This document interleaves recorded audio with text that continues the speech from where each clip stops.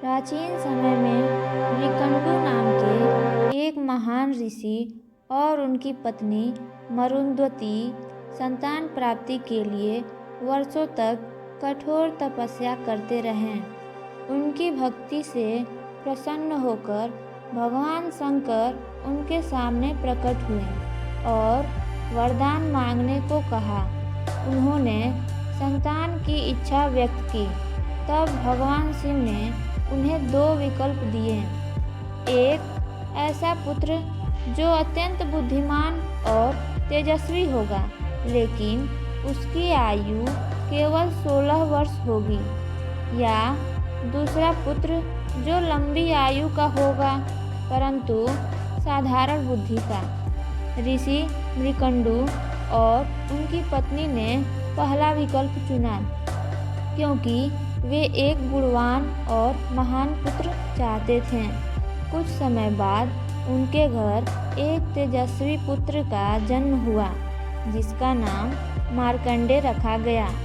बचपन से ही मार्कंडेय अत्यंत बुद्धिमान, विनम्र और भगवान शिव के परम भक्त थे।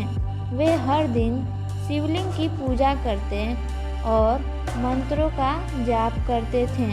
जैसे जैसे उनकी आयु बढ़ती गई, उनके माता पिता के मन में चिंता भी बढ़ती गई।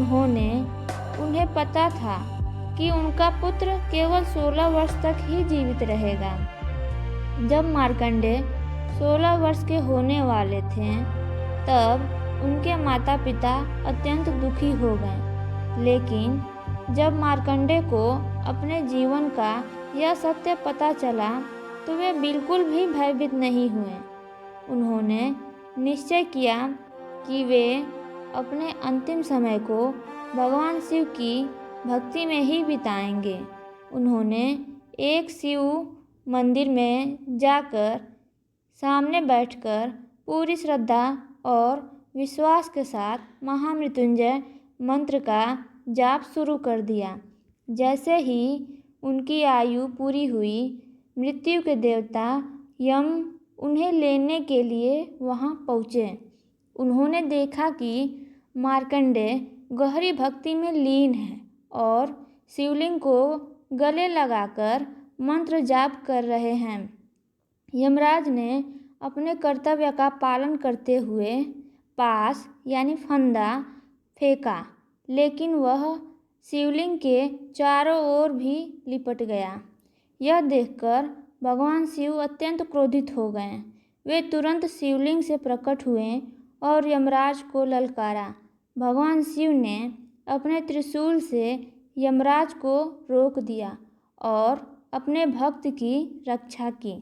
इस घटना से यह सिद्ध हुआ कि सच्ची भक्ति के आगे मृत्यु भी झुक जाती है।